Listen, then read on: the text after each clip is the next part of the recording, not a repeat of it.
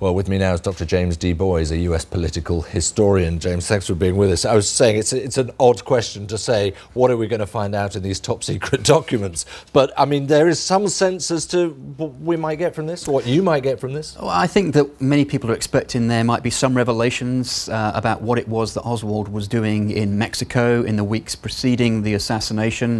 There were suggestions that he attempted to get into Cuba via Mexico, the suggestion being at the time that was suppressed because Johnson felt that if the trail could lead back to Castro's door, the Americans would want to invade Cuba and therefore trigger potentially a Third World War. Right, so that makes sense, doesn't it? That the political sensitivities, the finest political sensitivities would be the ones most carefully protected, so the last things ever to come out, probably.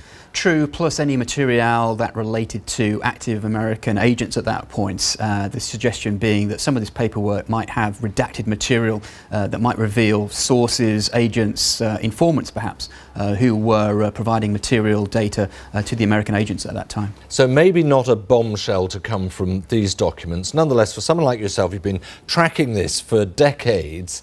How big a deal is this? It's a huge deal. Let's be honest about it. There are many researchers into this subject who have not lived to see this day. Jim Marrs, for example, whose book Crossfire prompted the Oliver Stone JFK movie, died relatively recently.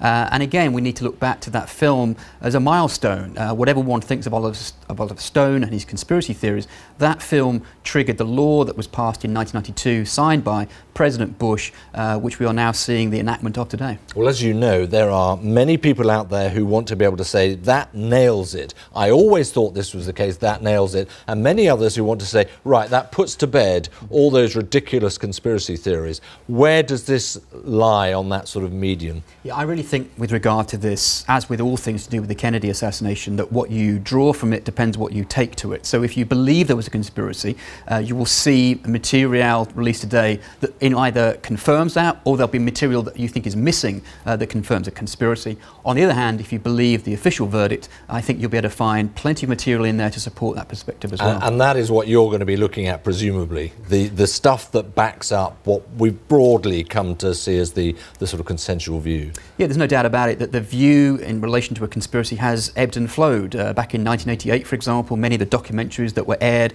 attempted to even name conspiracy theorists and other gunmen, for example.